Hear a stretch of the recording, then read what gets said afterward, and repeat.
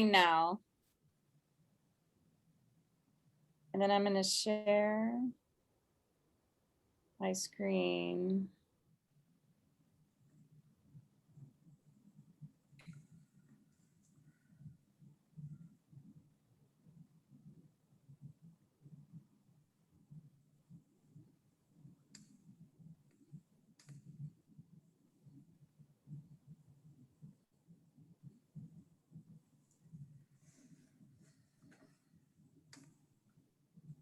Okay, I'm not going to do that. I'm going to share it again. I don't want to.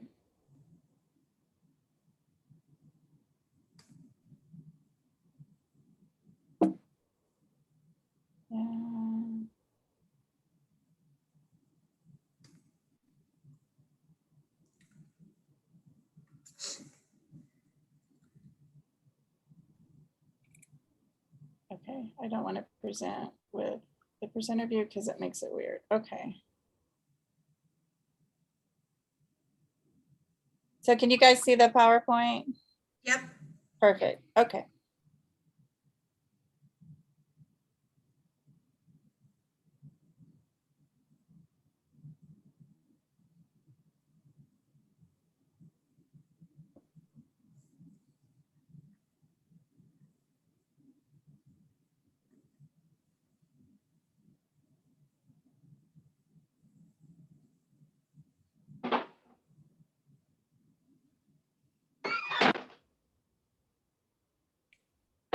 Let the dog out. Okay, so how about I let him in and give him a couple of minutes to connect? Perfect. And then Timmy, if you will, You bet. if you'll admit everyone who comes in after. You bet. Thank you.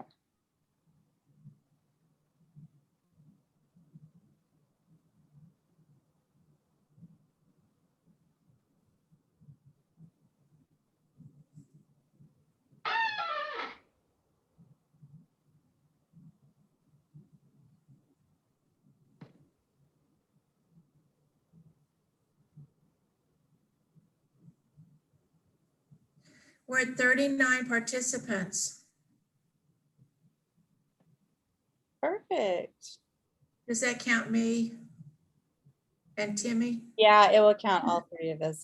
Okay, then we're at 43. So after this, we have some people who won't be able to do Nearpod.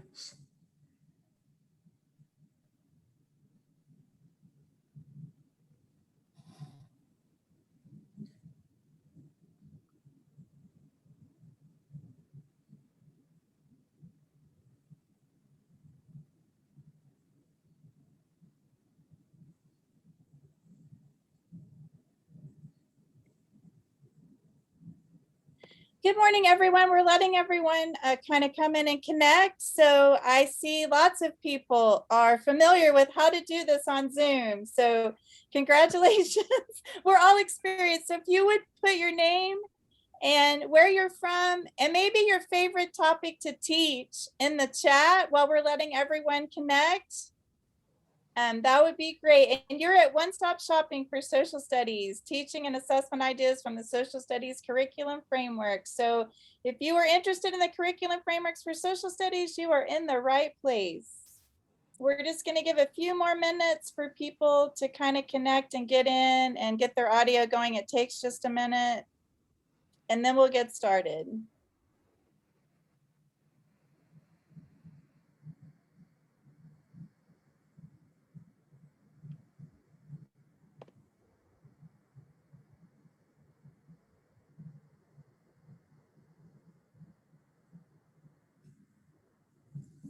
We have a few more people joining us. We're just going to give it another minute or so for people to connect.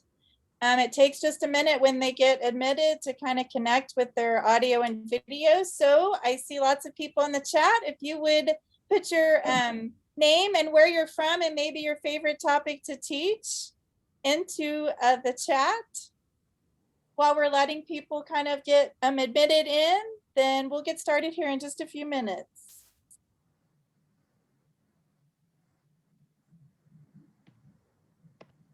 I see we have a science person who also likes social studies. That kind of goes hand in hand sometimes. I love government. I'm a government girl. I like teaching about the Bill of Rights and how they didn't just come up with this out of thin air, connecting it back and forth, backwards in history and forwards in history to see how those kind of play out. I see some Oklahoma history, geography. We're excited to see some elementary teachers also. We're glad to have all grades on this one. I'm just going to give it another minute to let people enter. We've got a few people still connecting. So if you're looking for the social studies framework session, you have come to the right place. If you would put your name and where you're from and maybe your favorite thing to teach into the chat, we'll get started here in just a minute. It takes just a minute for everyone's audio and video to kind of connect. I see a few more people coming in.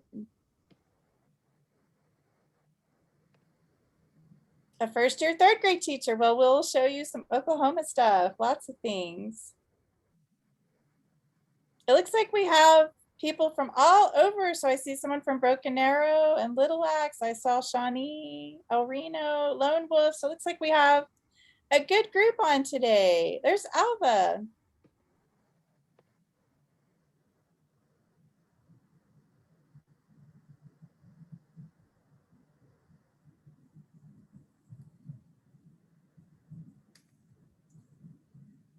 Just a few more minutes. I see a couple more people connecting.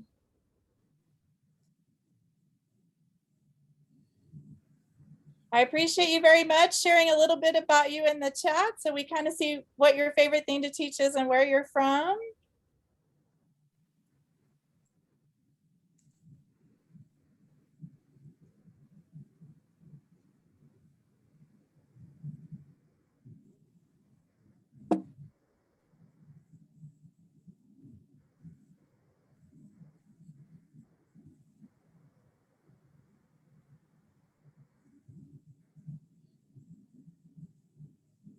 Sorry, my button was stuck. Now it's fixed.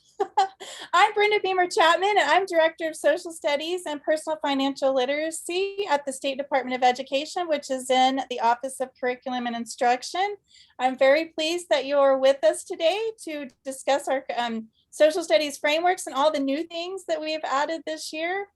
On this slide is my email address, phone number, Twitter account, and a couple of social studies Facebook groups that are out there that are teacher driven. So the teachers are the administrators. There's an OKSS Facebook group that's all social studies. And then if you're elementary, there's one dedicated, the elementary teachers run this particular group, and it's OKSS Elementary Face Group. Just a chance for you to connect with teachers and kind of crowdsource sometimes ideas. I want to introduce to you who is with me today. Pam Merrill. Pam wants to wave. Pam is our Social Studies Framework Project Manager and also the Social Studies Consultant that works with me here at the State Department of Ed. Pam, if you want to say anything else about yourself. Well, I am retired from Edmond Public Schools, where I taught about every subject from grade 7 through high school, and I was their district curriculum social studies coordinator. And it's a joy to work with Brenda always. We've known each other for many, many years. And then on with us today to help us monitor the chat is Timmy Spangler. If you want to wave, Timmy is our project manager for the Striving Readers Grant, and she's graciously agreed to watch the chat for me and post links. So if you notice, she's posted a couple of links in the chat for you already. Where to look if you're looking at your Zoom account for the first time, which some of you may be because you use Google Meets or something. If you look on your bar and participants and you hover over the participants, you can see your name and you can use the more arrow to find rename if you'd like to rename yourself with a name so people can identify you that way. And then also, if you notice where the number 3 is located, that's where the chat is located. So if you click on chat, it'll come up for you. So I know not everyone uses Zoom, so this is just kind of a slide that gives you some ideas for where the chat function is and where you can rename yourself if you'd like to do that. We're going to be in the large group for a lot of our time today, and we like you to please stay muted while you're on there. And I know sometimes your internet is not as stable as you would like, so I totally understand if you have to turn your camera off so that your internet will work better. We'll ask you to unmute it a few times, especially in breakout rooms. So when we ask you to unmute in breakout rooms, we'd really like for you to turn your camera on if you're able to, because that way people can see who they're talking to. If your internet's unstable, we all understand. But if in our breakout rooms, you have a chance to open your video up and you can unmute so that you can talk. Otherwise, right now in the main group, if you have questions, Timmy's going to be watching those in the chat box. So if I don't see them, she will let me know that there's a question to put in there. And we've already all put our name and school in the chat. So thank you very much for kind of letting us know who we have on our call today. Two of the links that Timmy is posting every so often over there. We understand that while you're talking here, you may not write everything down. So right now I want to tell you, don't worry about capturing everything. That bit.ly link that says Engage OK 2021 is going to be for this PowerPoint. So you'll have access to the entire PowerPoint when you click on that. So don't worry if you missed something or taking notes and you forgot to look at something, don't worry about that. And then the social studies frameworks, the direct link to that's going to be the bit.ly with the social studies frameworks at the end. And that will be a direct link to what we're working on today. So I'm going to be showing them on my screen, but when you go into the breakout rooms, we're going to be asking you to look at them with your group that's in your breakout. So you might want to click on that.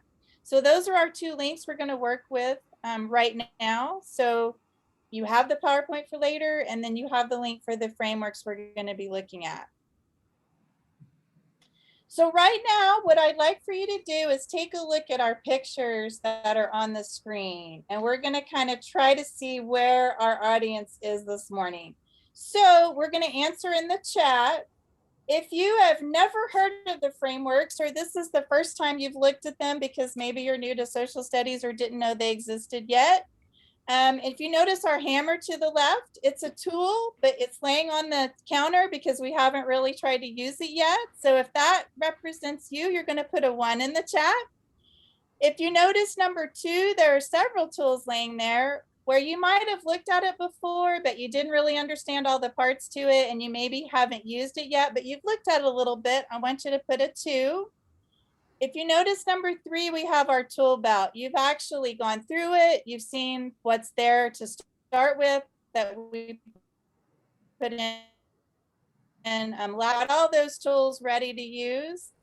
Or a 4, you've used everything, you've implemented everything, you use it every day, and you have the whole store at your disposal for the tools. You're like the Home Depot of social studies. You've got all those tools that you're using. So if you put a 1, you're kind of new to it. A 2, you've looked through it, but you haven't really used it. A 3 for you're using it, or a 4, you use it every day and you use all of the resources that are there. So Pam, I kind of see we have a lot of 1s and 2s, but we also have some 3s, but a lot of 1s and 2s. So I'm excited for people to learn about our frameworks. And hopefully this will give you lots. Hopefully next year you'll be a 3 when you come back, that you've used some of them in your classroom. But it looks like we do have a lot of 1 and 2s. So I want you to think about this question. What would you like to see in a document or set of resources supporting instruction as well as aligned to our standards? So in the chat, if you were creating a document from scratch, what would you like to see in a document that would support your instruction that's aligned to the standards? So if you would answer in our chat for us, if you're teaching social studies, what would you like to see in a document that has resources supporting instruction that's aligned to our standards? What would help you? Okay, so specific skills by grade level.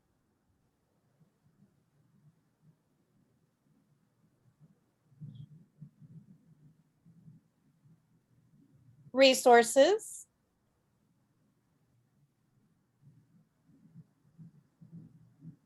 Examples so teacher can understand what each standard means. Grade level lesson plans. Anything else anyone would like to see? If there was a new document out there for you to use, engaging activities, lesson plans, vocabulary, skills by grade level, examples, clear limits on what has to be covered, hands-on activities, skills and resources, enrichment activities. So we kind of have projects, lesson plans, resources, what should be taught in each grade, examples, cultural clues,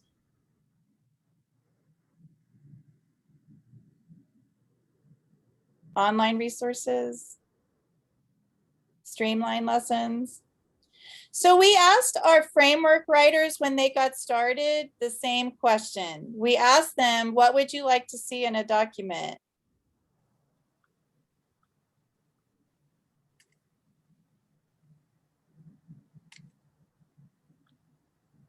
And here are some of the things that they talked to us about, some of the same things that you're looking at.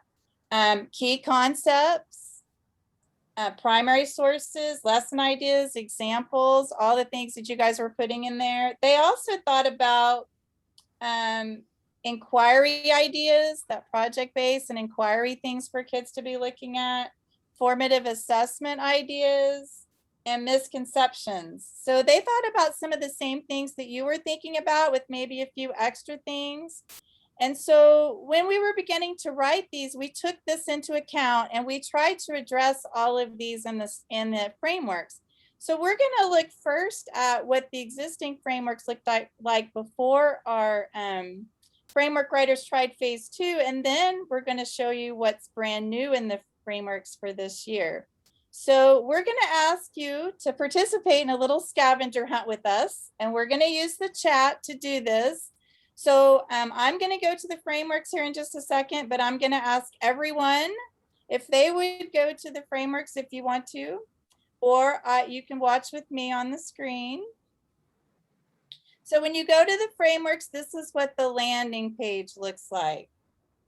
So the landing page looks like this. On the left-hand side are the grade levels or the subjects. So let's look on the right-hand side where it says other key resources from the OSDE. So looking at that column, what is something you might use from the right side of this column? And we might use on the right side. The first link just kind of gives you an explanation for how to use, for how to read the pages. It kind of gives you an explanation of what's in each page. So that's why it says Guide to Frameworks. So what on this right side might you use before going and looking at the different the different content in your grade level? So I see family guides. The family guides are the ones that are posted for elementary, where you can give these to your parents and it can explain what you're going to be learning during this year in 3rd grade, 4th grade. And then it also gives them ideas for what they could do at home to reinforce some of the things you're going to be learning. I also see the Social Studies Curriculum Services is actually my webpage. So that's a direct link from my to my webpage. So if you forget how to get there, you can get there right from the frameworks. State assessment, if you're in high school and you're part of the state assessment for US history, there's a link right here. You can come to the frameworks and you have everything on the right side. You can connect to assessment. You can connect to my page. If you're elementary or even middle school for 6th grade, you can connect to those family guides. There's also a suggested instructional resources, the sources for what we've used. So you're going to find many sources once we get into the frameworks, but when you look over there, it'll tell you what sources we used.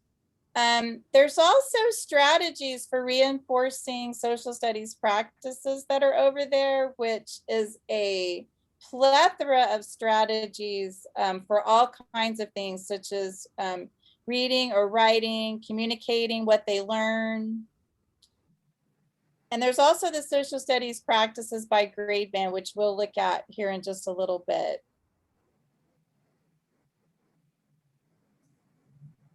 So we're going to go back, and for our second question,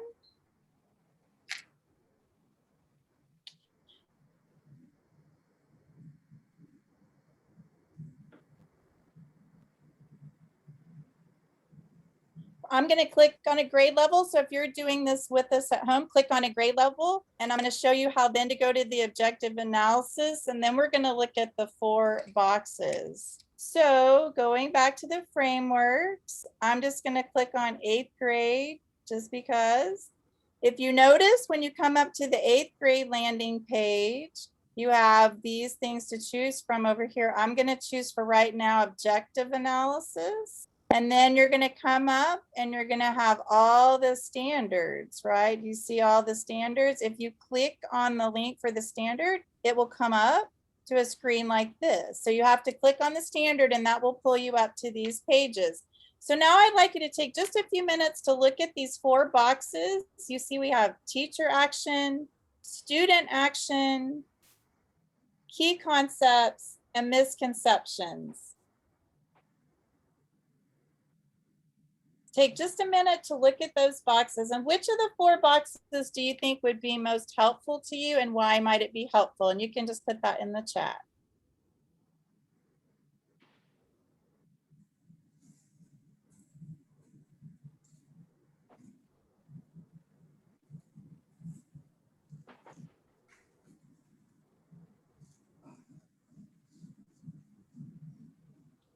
So I see someone put in key concept. I think that goes to what you were talking about earlier, especially if you're new to a topic.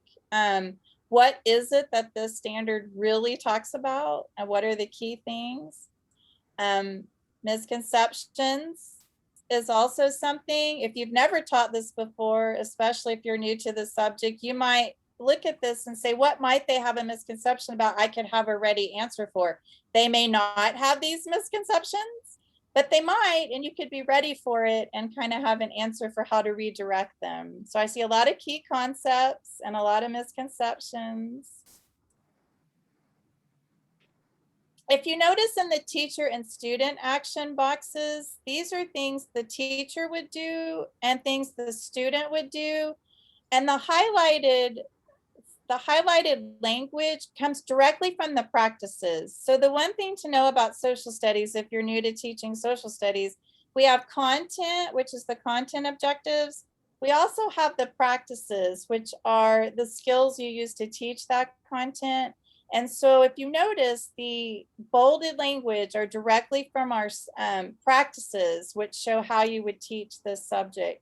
And so we're going to look at those in a little bit of a detail later, but I just wanted you to know that we have those 2 things that interact. We have the content standard, and then we have the practices that intersect with them. They're together. So I see a lot of key concepts and a lot of misconceptions, Pam. So we have a lot of people using those 2 boxes.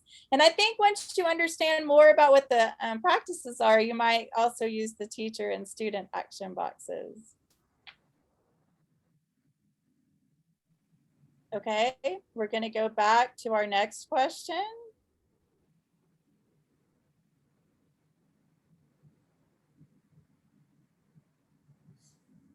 It keeps going. Okay. So now we're going to click on the instructional strategy. So I'm going to show you how to do that.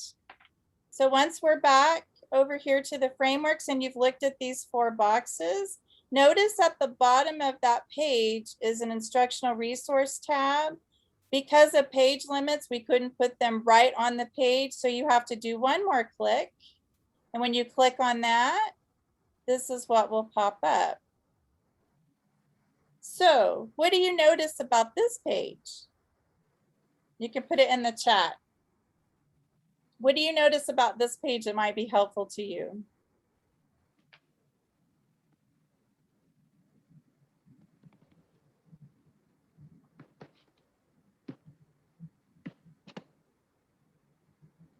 I see, Pam, lots of primary resources. So one of the things in teaching social studies is how do you have time to go out there and search for every primary source you might want to use with every lesson? And also a lot of those primary sources are long. And so how do you shorten those to use, only the things you really need with the students? And so one of the things our framework writers, and Pam led this effort, was to find those resources that you would be using grade appropriate for your particular grade, those primary and secondary sources, and then you just have to come over here and decide which ones you're going to use, and their links are right there. So that's the resources part. If you notice towards the top of the page, the inquiry tasks on the right, the inquiry tasks are a little bit longer. The lessons on the left are a little shorter. The ones on the right are a little bit longer. Both are inquiry based. So kids are using sources, kids are doing the learning, the teachers facilitating those lessons with them. The idea that we're using primary sources and we're using inquiry, student-centered based learning. So if you just, the difference between the two is the left side are a little shorter, the right side are a little longer lessons to use. But notice just for this particular standard, there are plenty of lessons, several, and then plenty of sources at the bottom. So this is the way it is for every objective. I just happened to pick this one for 8th grade.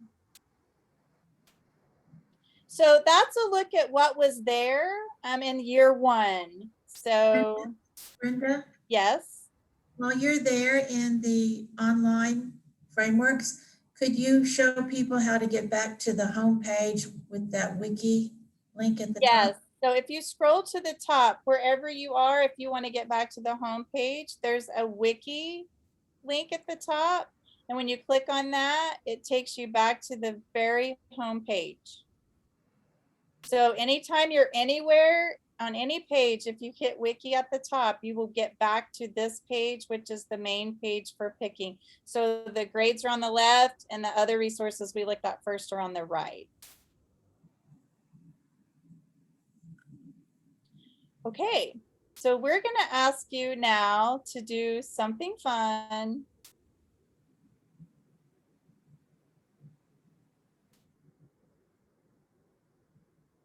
We're going to ask you to go to nearpod.com. And we're going to do our next part.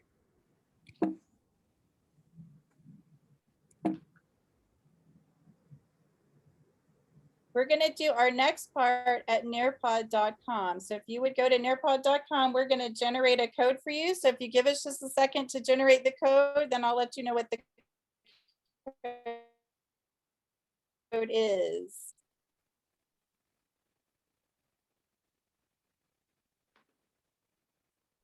And Timmy has graciously put nearpod.com down there in the chat for you. You can click on that or just go to nearpod.com.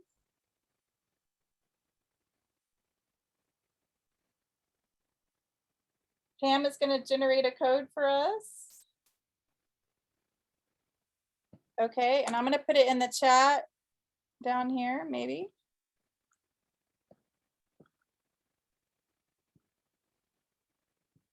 Well, I'll just put it on the PowerPoint slide. My chat isn't working. 74Z5T. 74Z5T. So what you're going to do is you're going to go to the student and you're going to enter in the code 74Z5T.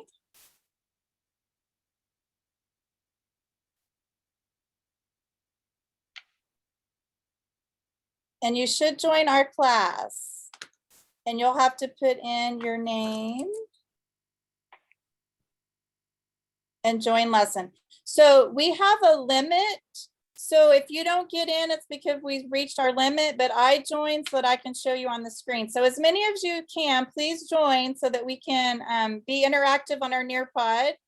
Once again, Timmy put it in the chat where you could link on it or just nearpod.com. Our code is 74Z5T. 74Z5T. So my chat's working again. So there we go. 74Z5T.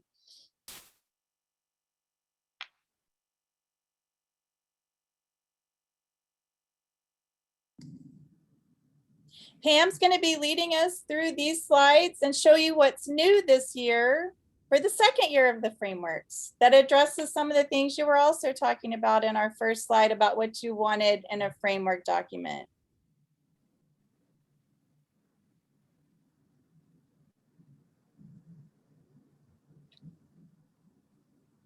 So once again, when you get to the frame, when you get to Nearpod, you're going to be a student and you're going to put in 74Z5T.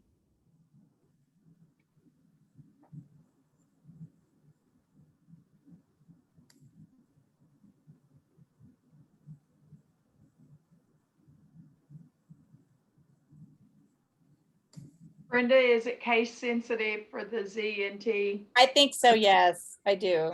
So it's a little Z and a little T. No, I don't think it's case sensitive. Oh, you don't? Okay.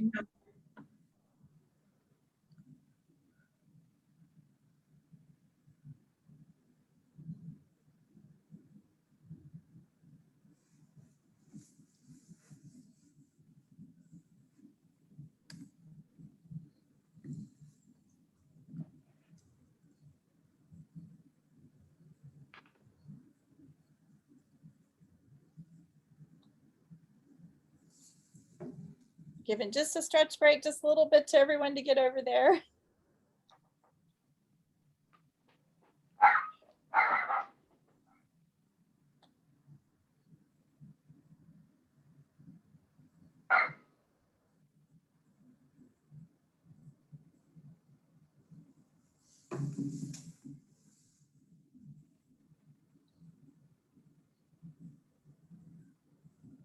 Once again, you're going to do you can click on the link that Timmy put in, or you can put in nearpod.com. When you get there, there'll be a student box. And that's where you put the code 74Z5T. And then you'll put your name and then you should be logged in. We'd really like for 40 participants to participate with us. We're going to show you kind of how to use Nearpod at the same time for a little more interactive.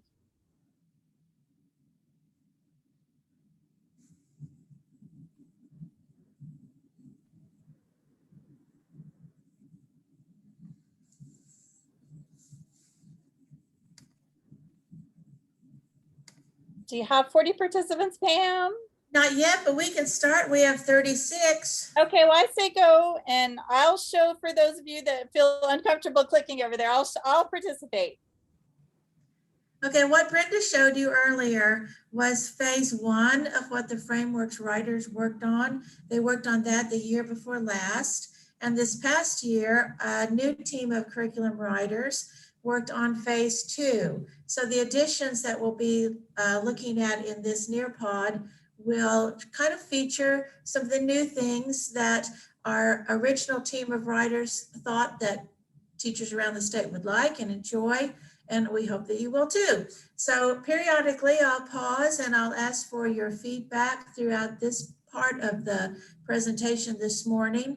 I've hidden your name so no one knows who's saying what. You're anonymous, you're anonymous. And I think this is something, some features that you're really going to enjoy.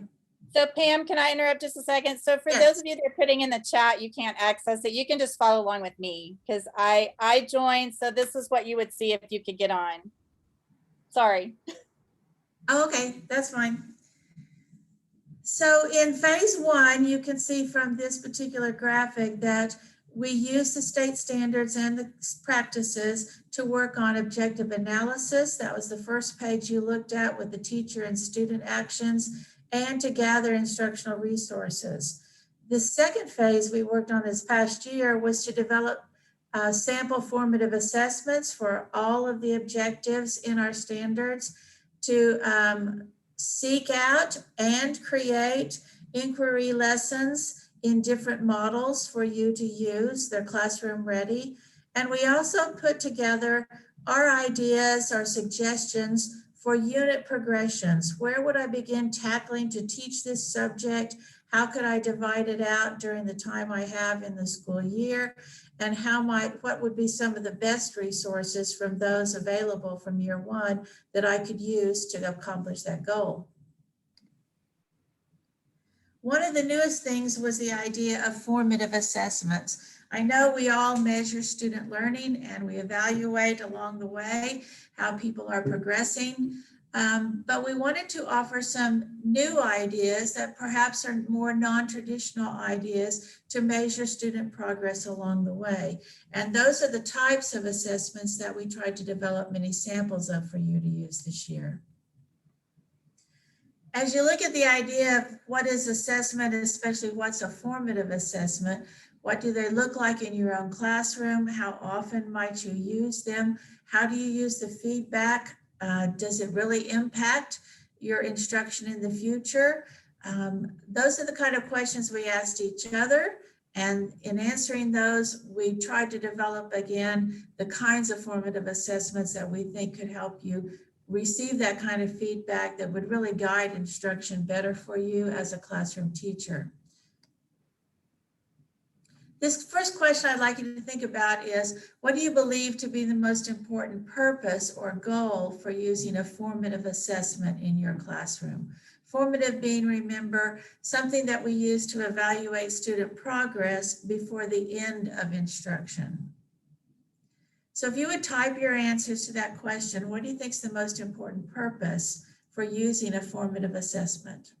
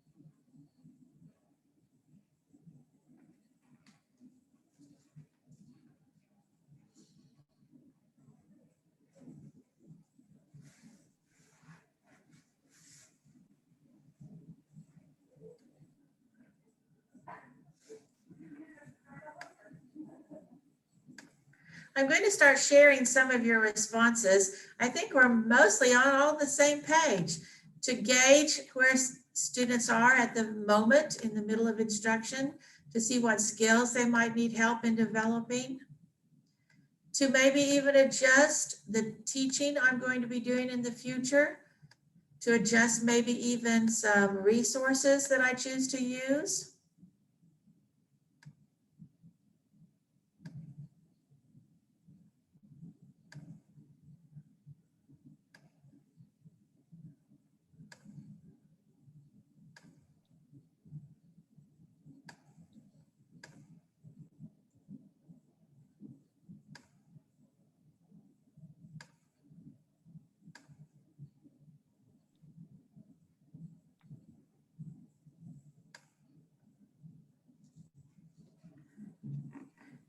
I think we're in agreement to check student progress. Are you able to see your fellow teachers' responses? Mhm. We also had a few in the chat, and they were very similar. Exactly. I think we're all on the same page, but we might have disagreement as to what they might look like, and we might all have different ideas of what really is a formative assessment in social studies. Is it different from other subjects? And maybe there are a lot of things that I'm doing with my students that really are formative assessments, and I didn't really think of it that way. So let's look at some of the ideas that perhaps you might be able to use from our framework writers' work. So we agreed also with some of the ideas that you came up with, that formative assessments are ongoing. It's an ongoing process. It's focused on particular learning goals. We try to take stock of where learning is in relationship to that goal. And we try to take some sort of action as an instructor to help our kids move closer to that goal. So what do they really look like? I think a lot of us in social studies use formative assessments that take the form of perhaps a short answer ticket out the door, a paragraph response, perhaps even a mini quiz, a short test. But there are so many other ways you can use formative assessments of many different formats and different varieties. One of the advantages we know as a teacher, it helps us diagnose where students are as far as their learning. It helps us plan our lessons for the future so that we can address those weaknesses. So they're a great advantage to us as a teacher. For the student, we have benefits for them as well. So my next question for you is, we see the perspective of what's a benefit for us, but what do you think is a benefit for students? How could formative assessments help them?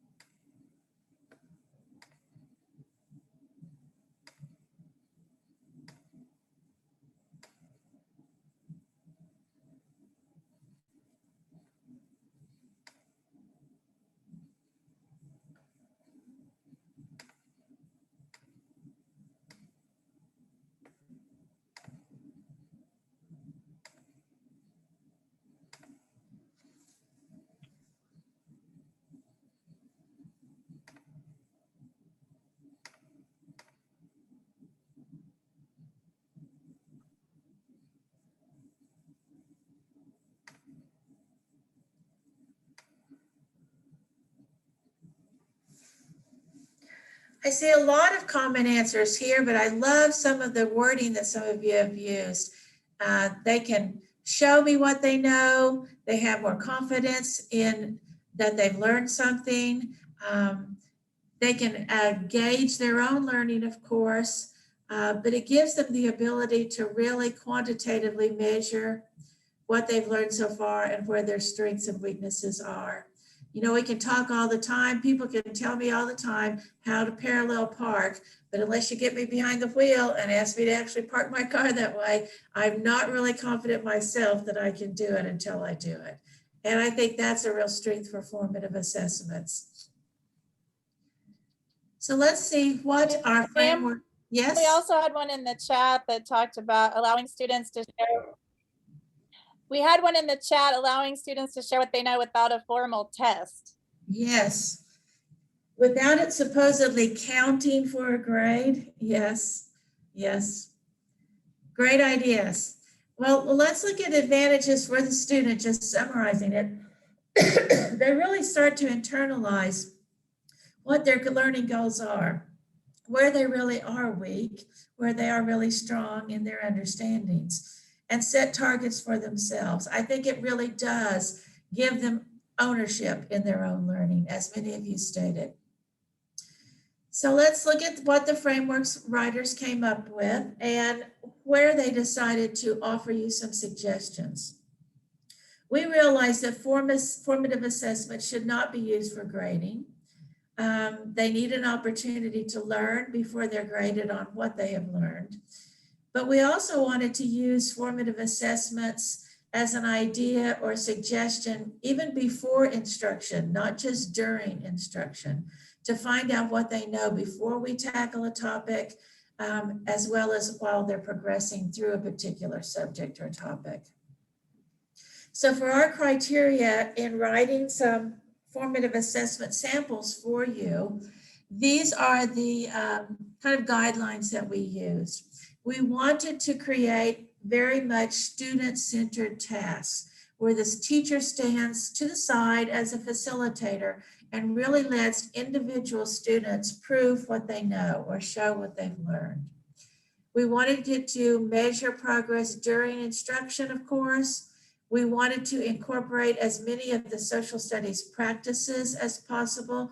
So you'll see a lot of ideas which use stimuli such as primary source textual passages, visuals, some graphs, data, graphs, maps, charts, as stimuli for the assessment questions. We wanted them to be complete, ready to use, ready for you to pick up and implement in your classroom immediately without any tweaking or research or development further from you. We wanted to have clear instructions on what students were to do and expectations of how they would be measured, their learning would be measured. We wanted to include as many varieties of both verbal and written products to show what students have learned.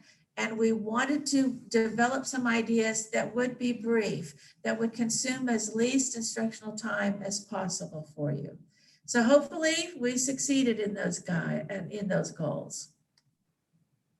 So here's some examples for you. And in a minute, after we finish this Nearpod, I encourage you to really look into your particular grade level and see if these examples and suggestions can work for you. In some of the samples, as I mentioned, we don't throw out the idea that good quizzes make good formative assessments, but perhaps we have multiple choice items, such as the one on the left, which we can tweak, which we can make a little bit more challenging. So we have examples of those. We have open-ended questions, such as that in the upper right-hand corner, but that are based on a particular graphic that students are going to incorporate with their own knowledge that they've gained so far. Many of the ideas are a particular task. It's a writing task, perhaps. It's much more authentic than perhaps just tell me what you know, kind of a paragraph or ticket out the door. That's an example where students are assuming they're the governor of Alaska and they're asked to support or oppose petroleum drilling in the Arctic. and to compose a brief press release explaining your stance and using proof and evidence from what you've learned in that stance. So a lot of these ideas I know you're probably using in the classroom, but you might not have thought that this is actually ways to gauge student learning along the way that are formative assessments. Sometimes we have basic formative assessment ideas, such as having students prove their understanding of vocabulary or terminology related to social studies. And you might find examples of Freyer vocabulary cards that are ready to use for your classroom. Sometimes we wanted to present you ideas where students can kind of on one page create an infographic about a particular concept or terminology that we might use in social studies. We have examples of other types of authentic tasks. To the left is an idea where we're actually going to give a president a report card based on his administration, his achievements, the issues that he tackled. We have raft writing proposals or ideas where a particular historic or contemporary figure assumes a particular role, writes to a particular audience in a particular format of students choosing on a variety of topics to prove what they have learned. Sometimes it might be a mock dialogue between historic characters, as suggested in that bottom example. So we tried to bring in as many different varieties to kind of stimulate your minds in developing such varieties in your own classroom. We also believe that graphic organizers are fantastic tools for formative assessments. So we have ideas of all sorts of graphic organizers pre-made for you and specific to particular objectives and particular standards that you're teaching in your grade level. And as I mentioned before, we're really keen on using visuals. So we've used historic visuals, we've used contemporary political cartoons, we've used particular strategies that are found in a strategies collection that I think Brenda's gonna highlight for you later. And we've incorporated as many short passages from primary texts to ask students to make a connection between those historic images or that historic text and what they have learned themselves on particular topics. So in considering such new ideas for formative assessments, how would you rank yourself right now? Your choices are A through D. And if you will just complete that short survey in considering new ideas for using formative assessments in my classroom, I am blank.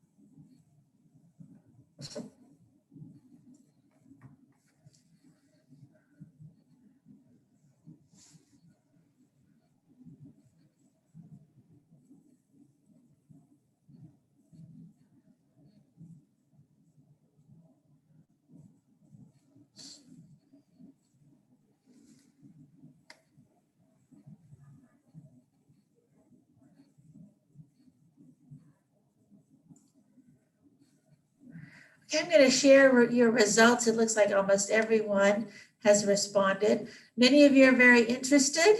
A couple somewhat curious. Some may need a little bit more support. That's what Brenda's there for.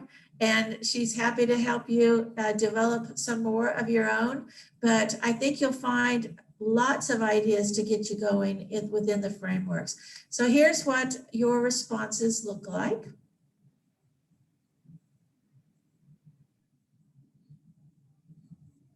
I got no one who was hesitant, so that's good. No, we're hopeful that you can use such ideas and that it'll become more of an ease for you to maybe develop some of your own when you see some of those ideas within the frameworks that might be a little different than what you already might be using. Part of phase 2 also went beyond formative assessment ideas into our writers developing full-blown, complete lessons that are more inquiry-based, where students are really at the center of their own learning. And those took 2 different formats in the ones that we created for you, as well as us identifying some additional types of inquiry-based learning from the internet and sharing them with you in the frameworks. But what do we really mean by this inquiry learning? Maybe we need to all be on the same page. Sometimes it seems kind of vague when we use the word inquiry in social studies. Does it mean that just students explore and draw conclusions on their own? Well, yes, but perhaps it has more specific meanings. So with the examples that we put together, we hope that we brought a little bit more clarity for you. But before we look at what the framework writers did this year, I'd like you to try to explain, what do you think is your own concept of inquiry learning in social studies? Can you define that in one sentence?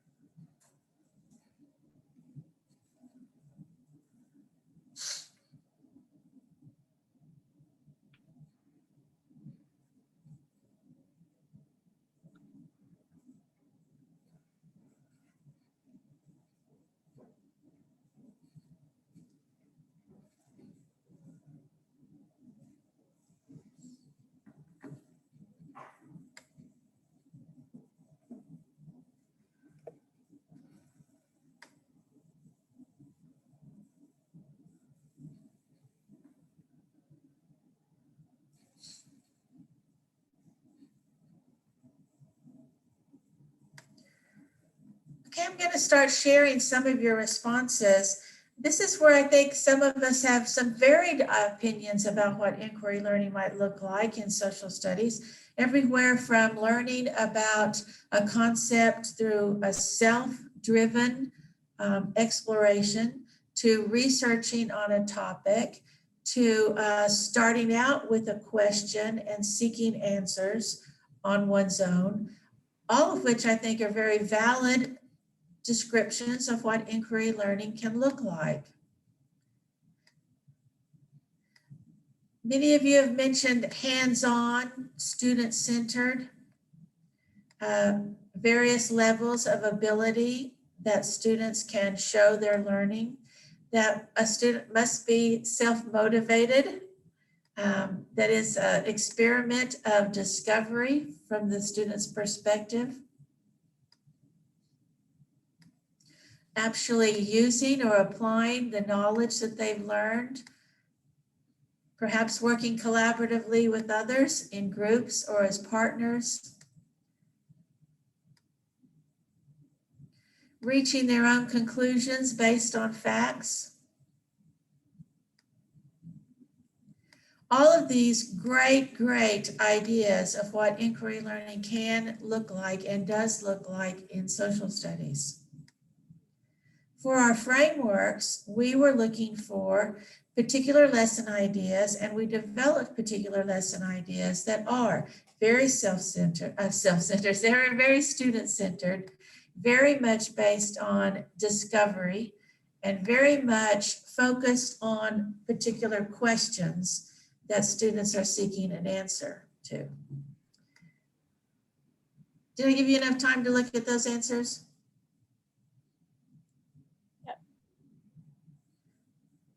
Yes? Yes. Okay. So just to kind of put us all on the same page, what constitutes an inquiry-based classroom? We looked to the National Council for Social Studies, who published a great document and series of articles in the past few years, spreading the word, I guess you could say, about the inquiry arc. It's really kind of a structure on how to approach lesson planning to place more of that discovery into kids' hands.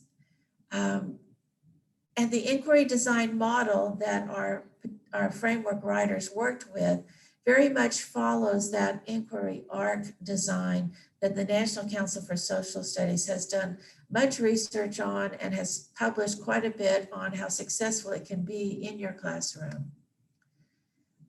So hopefully this idea of an inquiry arc and the examples that we offered you through the frameworks will help give us all a clearer picture of what inquiry looks like and how we can use it in our classroom. So just as a review, we have in our frameworks, in our state standards, we have content standards. We have our social studies practices or skills, as you might think of them.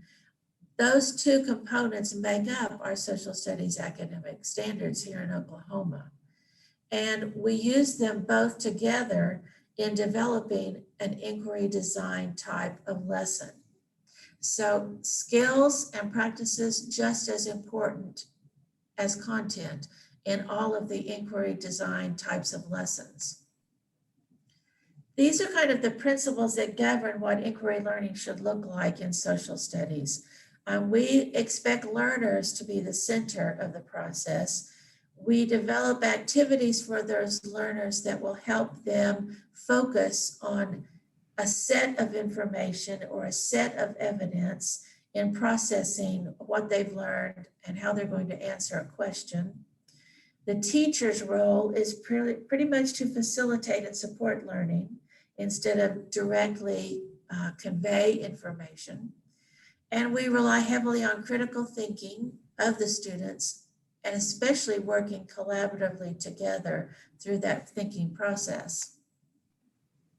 And all of those principles are embedded in the practice standards, which if you haven't checked out in the academic standards and in the frameworks, they really help guide what students should be able to do at particular grade levels throughout their careers in social studies from pre-K all the way up to their senior level.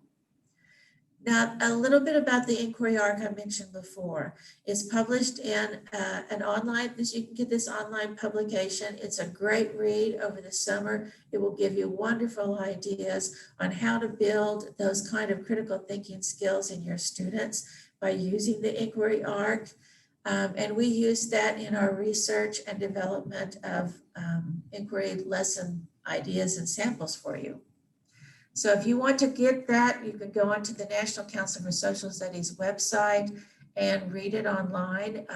And Brenda has copies in her office, but I think you'll find it very insightful regardless of what grade level you teach. The inquiry arc basically says that any great lesson plan, any great teaching opportunity begins with an essential question, one that is of significance, of concern to the student, one that is overarching across many subjects, perhaps across even many different grade levels.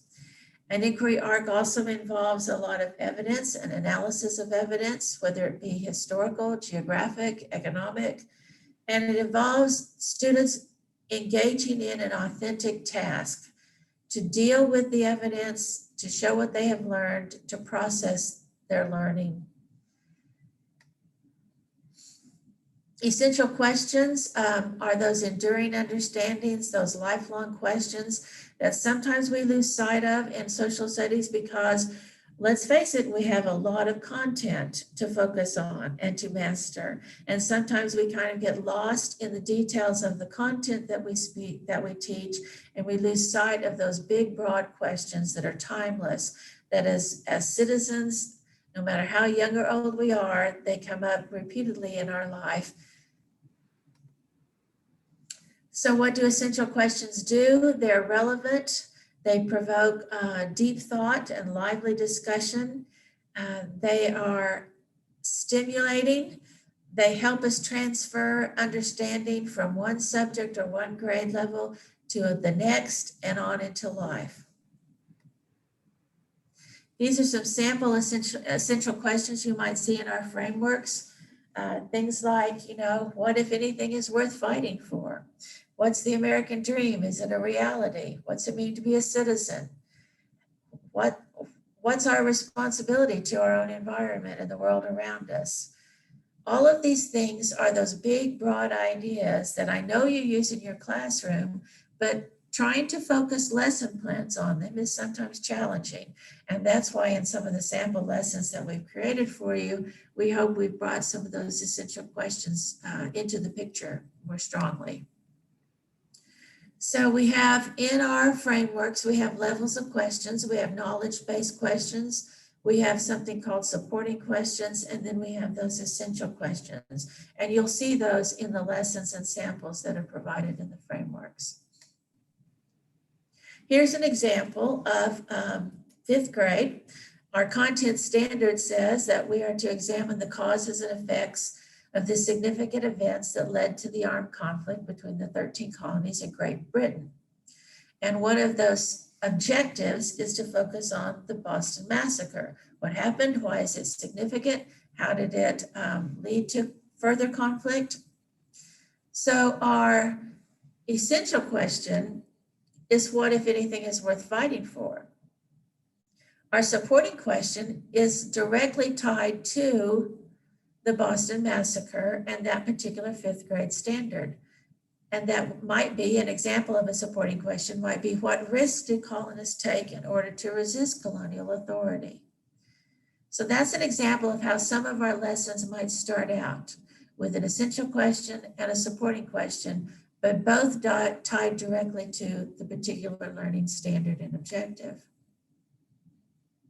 So looking at the kind of evidence that we're going to bring into the picture, you'll find that the sample lessons that were developed by our writers, they've researched thoroughly and they've edited down to very useful links, any kind of text, to make everything as simple of a process as possible so you can implement some of their lesson ideas immediately in your classroom. We used two different models in writing some sample inquiry lessons for you. One was called the 5E model, which some of you might be familiar with, and one is called the inquiry design model. So you'll find examples of both of those in your grade level in each particular unit on the progression of units that we're going to look at. They're all based on the idea that learning means the most for kids if they construct their own meaning out of that learning. And so that's what the whole inquiry arc is based upon. Now, the 5E model, which some of you are aware of, really asks teachers to step aside during some of the phases of a lesson plan and let kids explore on their own. And the model goes through 5 different stages. One beginning with engaging students in learning. One letting them explore collaboratively in groups or in partnerships, but on their own without teacher interference or guidance. A third phase is really where the teacher steps back in and does some direct guidance, some direct teaching in explaining concepts. Then it's followed by another chance for students to elaborate on what they've learned by further exploration and dealing with evidence. And finally, the stage where we evaluate student learning. So if you look back at that 5E model that some of the lessons you'll find follows, which one do you think would be most challenging for the students in your classroom today? Which ones would they struggle with perhaps the most?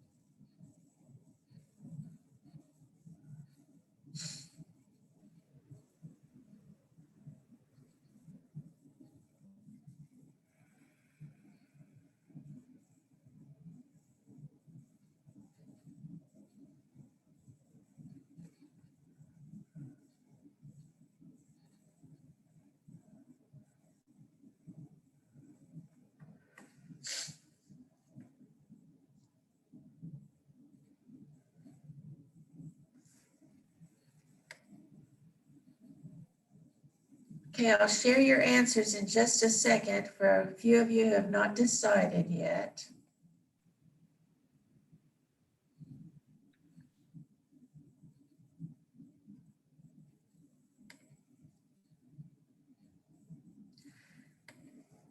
It looks like most of you chose that your students would struggle with the elaboration stage or the evaluation stage. And I think that's probably dependent on the age group that you teach.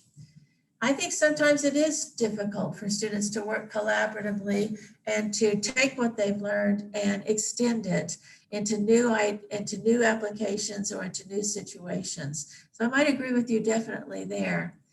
I might also like to ask, as a teacher, which stage of that model would be most challenging for you?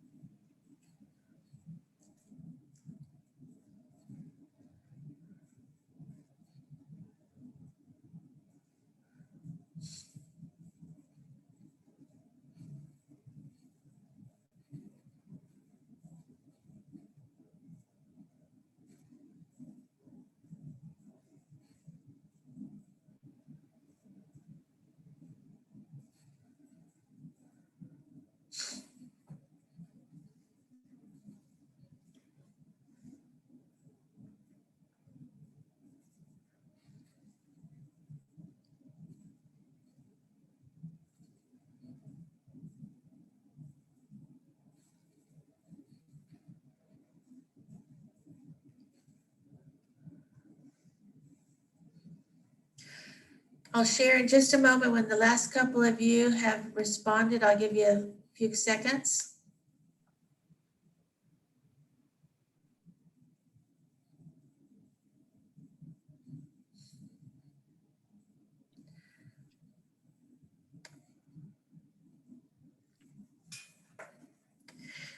When we would work with writers, they almost unanimously agreed that they would find it most difficult either the explore stage or the elaborate stage, because they felt it was so hard to give up explaining to students and making sure that they were all straight in their thinking and had everything accurately portrayed to them or delivered to them as far as content goes. And it's hard for us to give that up, I think. I know a lot of people were also concerned about, how do I evaluate this kind of a lesson? And I hope with the examples that we've given you, we provided you with a lot of different tools on how you can do some authentic assessments at the end of such lessons.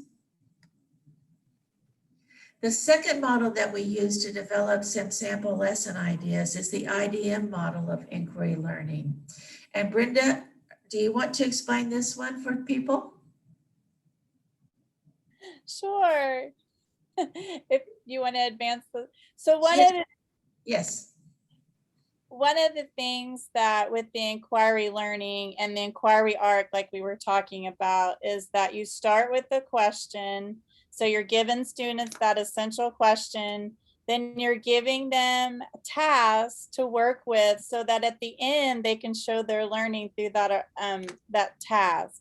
So they're working with the question, they're working with these sources, you doing tasks with the sources, and then they're communicating their learning at the end through another task. So it's the same kind of idea as the 5E, although if you notice, there's not an explain stage. So there's not that teacher lecture stage that's still in the 5E. There's the question they're working with. We've given them sources with tasks, which are graphic organizers or questions to answer or things they're doing with the sources. And then at the end, they're communicating what they learned through all of this process into a summative task or an enrichment task at the end. So very much like the inquiry learning that you saw in the 5E, just not with the explain stage, which is hard for teachers to give up. So this is a different kind of lesson plan. So if you notice this one, this is an example. You would have your standard at the top, and then you have a staging the question, which is kind of like that explore phase where you're giving them something that they're going to excite them or motivate them to learn about the topic. Then you notice your supporting questions are listed. So your essential question at the top and your supporting questions have a column. And then you have a task with each question and sources to go with that task for each question. So it's very inquiry learning. The kids are working with the sources and they're working through there. If you notice here, there's a paragraph where they're summarizing what they've learned. There's a graphic organizer where they're kind of sorting their information. And then if you notice to the right, they're going to create a map illustrating the claims being made by all sides. So they're starting with the question, you're using those sources to gain information, and then they're showing you what they've learned at the end. Here's one for kindergarten, which is, why do I have to be responsible? And so the supporting question is going to maybe look a little different than our geography one for middle school. And notice the formative task may also be a little different. They're going to draw a picture of themselves acting responsibly and describe their picture to a partner. And then what are my responsibilities to share, and then on. So when you're looking at the two models, you notice they both have essential questions. They both have student investigations. They both have primary sources, and they both have authentic tasks. Authentic tasks are things they actually might do out in the community as a citizen or at a job. So the 5E, you have a progressive step of inquiry, collaborative, teacher's a facilitator, and it narrows the topic for you. And in the 5E, there's still that space for a little bit of teacher instruction. And then if you notice in the IDM, it's organized by the questions. It's 100% driven by the student working through the sources. They could collaborate or do it independently. There's multiple things they're doing across the plan, and the topic's a little broader. This last activity is going to be a matching. You're going to match particular terms that we've talked about in this Nearpod presentation with either a visual that matches with it or a statement or definition that matches with it. So just click on them to match, and you have 2 minutes and 45 seconds to do as many as you can.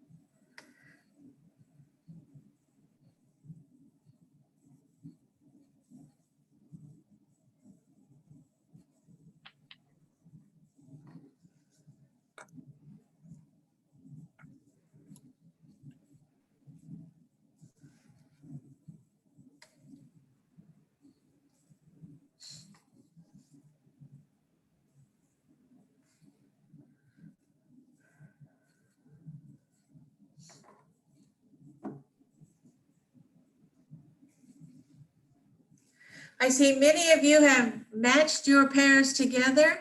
A couple are still working on theirs. We wanted to give you an idea of what this particular software or application can be used in your classroom. We hope you had a little bit of fun with Nearpod and that you've had a little overview as to what's new in the frameworks. So I'm going to show you the pairs, the answers, and then I'm going to hand this back over to Brenda to finish reviewing where you can find some of these new parts of the frameworks from phase 2 this past year.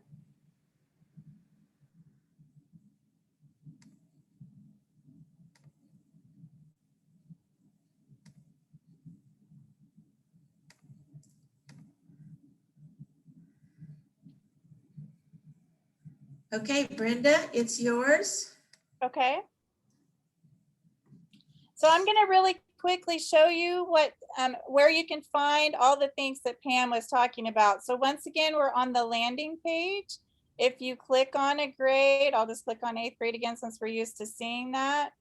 And so if you look, we clicked on objective analysis before. This time we're going to pick the sample unit progression. And one of the things I want to note for you is for you to see the unit, you have to actually click on the highlighted unit. So notice this red at the top that reminds you where to click. So if I'm doing unit 1 in 8th grade, so if you notice on the page, it will tell you a suggested time. Now these are sample units. They're not required. They're not anything like that. These are optional sample units. This is a sample amount of time that the framework writers thought might take you to do this unit. It's just a sample they thought. Once again, these are optional, but these are what the framework writers thought might be a great way to plan. So if I click on this, you're going to see that it has the standard, the driving question, the essential questions Pam was showing you, supporting questions for these units she was showing you. There's prior knowledge. There's an activity that's going to assess their prior knowledge about this. There's a launch task that the framework writers for this grade level thought would be a great starting point for this unit. There's a place for suggested strategies and correlations to the practices here. Remember that objective analysis we looked at earlier that had the boxes and the resources and the lessons? The link to it is here. It's still there. It's just linked here. Here's some more collaborative engagement ideas, lots more lessons that are in here. Notice here's where your 5E lessons and your IDM lessons are located. And once again, another link to the objective analysis so you can go back and see more resources that are available there. Here is where all of those formative assessment ideas are. And notice this is just Unit 1. Notice how many that the writers picked out for you so that you'd have all kinds of different ideas for how to do formative assessment. So it's not just the same thing every time. There are lots and lots of different things in here, lots of very cool formative assessments for to use. And then there's a unit closure idea. So once again, let me go back to the top. So I'm going to hit my wiki and go back to the landing page again, so you know how to do that. So this is our landing page. You're going to click on a grade level. It's the sample unit progression. What we did first was objective analysis, and it's still there, but it's also linked in this. So if you click on this, you have both. And then once again, remind to get to all the resources. This gives you the questions, the driving question, the essential question, the supporting question. It tells you what standards are in that unit, and it tells you the time.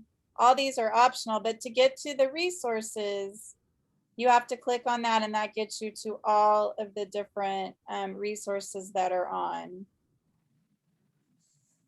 Okay, so very quickly, because we're running out of time, and we did such a great discussion about the Nearpod activity, we wanted to keep going, but I wanted to show you one other slide about unfinished learning.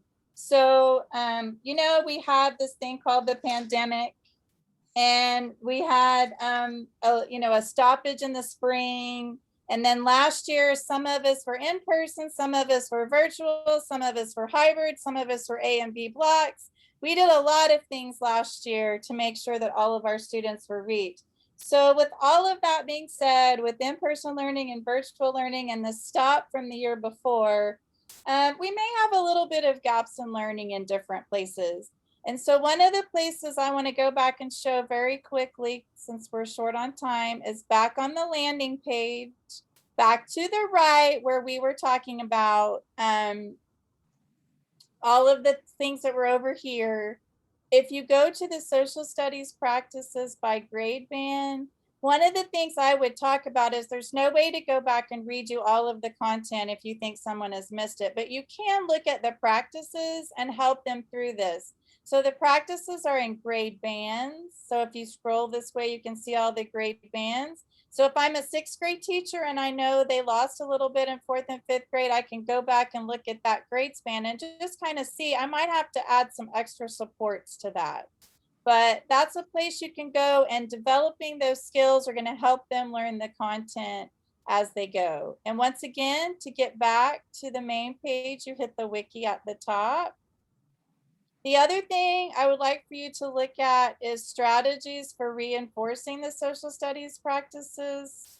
When I click on this, this is a plethora of strategies for you to use, and we've used lots of these within the units. But if you click on civil discourse, this gives you many ideas of what you could do with your class to use civil discourse, different kinds of things from think, pair, share, to silent debates, to fishbowl debates, to agreement circles, all of the things.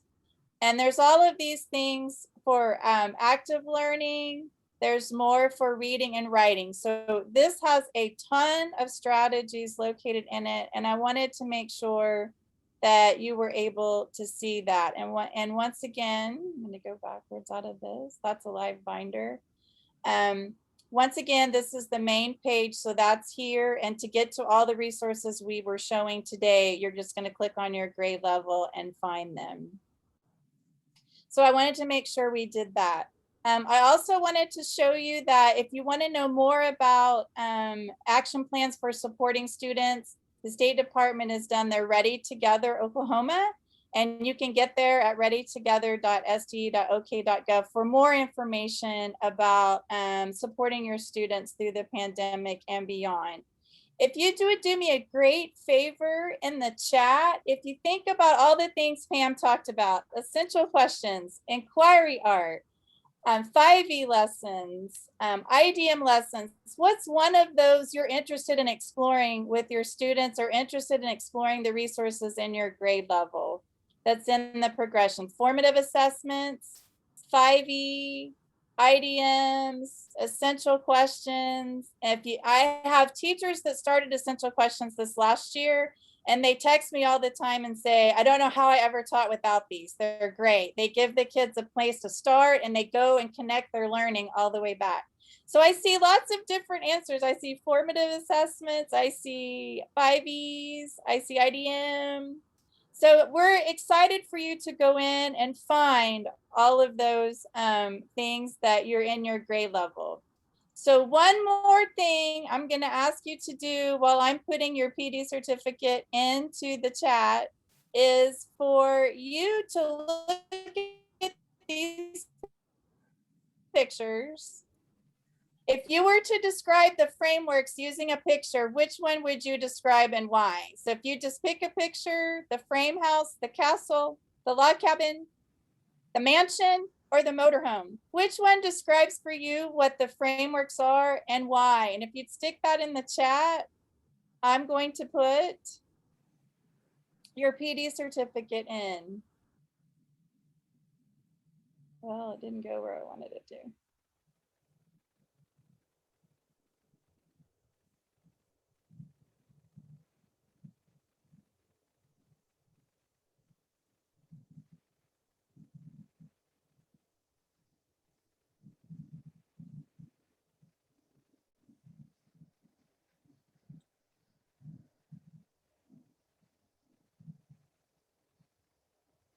Well, it won't go. I don't know why. Shoot.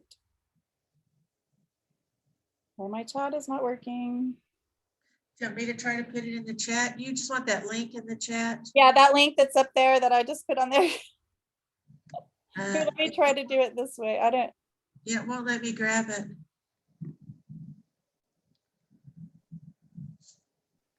I don't know.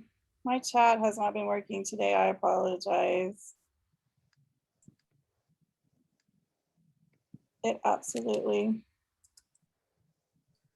There we go, maybe. Yay, okay. I see lots of different answers. I appreciate being on the go in the RV and not staying in one place. The log cabin, I think of it as using all of your resources to build something. A lot of you are saying all hands in or it all fits together. Let me see if I can read anymore. The frame house, because teachers add their personality and chosen resources. I like that very much. Lots of resources to be added. The framed house, because the teachers left to put it all together. The RV is a great way to travel through all the resources. So I like all of those answers. And I also like that you didn't choose the mansion because it's not complete. We keep adding. It's always under construction. We're always finding new and powerful things for. So once again, I want to thank everybody for giving us your time today. And I'm going to repost that in the chat for you. And that's your PD certificate. I think I just did it. I think it'll work. The link is missing the H in the HTTP. Oh, okay. Let me I just put one in there with the H at the beginning. I'm so sorry. It's right there now, Brenda. It's there. Okay. If that doesn't work, it should be good now. The H was missing. If that doesn't work, you may email me and I will be happy to send it to you. I'm sorry, my chat is not working the way it should work today. I don't know what is happening with it, but I will.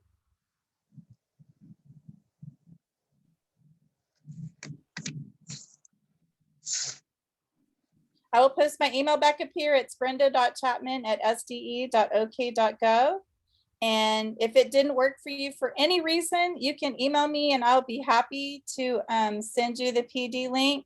Also, if your teachers in your building watch the recording, they can email me and I will, or email the events office, and we will send you a certificate for watching it online. Everything was recorded. So if something happened, like I know someone's phone messed up during this when they were texting me. So if anything happened and you missed something, you can go watch it. It'll be up pretty quick, I think, probably next week. And then you can watch that. And if anyone needs a PD certificate for that, you can let me know.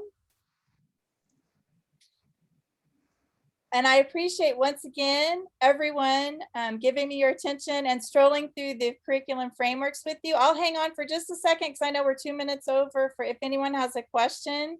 Once again, thank you very much. And we appreciate you spending your time with us and hope you can use all the resources. And if you have a question, just unmute and you can ask us.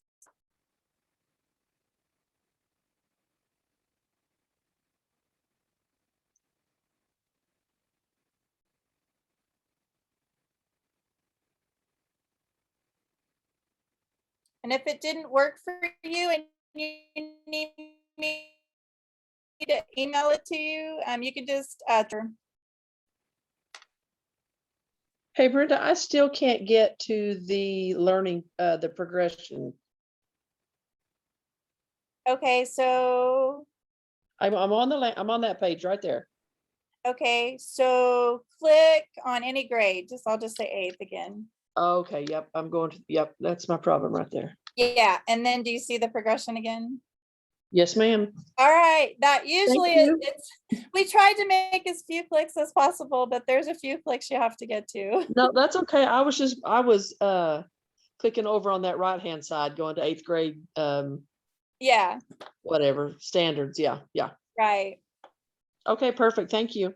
You're welcome. Anyway, if anyone else has a question, feel free to unmute, or if you need the link,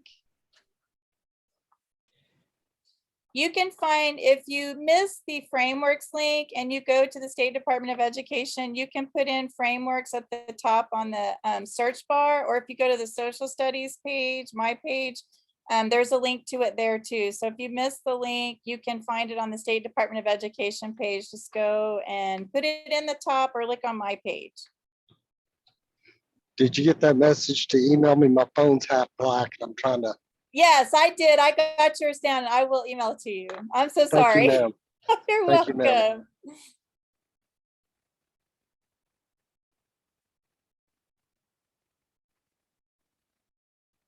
Okay, I'm just gonna give it 1 more minute. If anybody has a question, unmute and let me know. Otherwise, I'll shut it down. I know we're just a little over.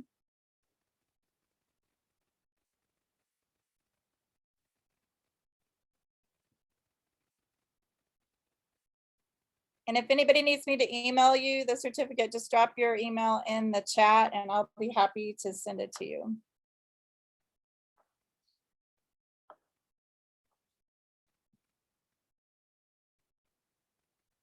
Save the chat.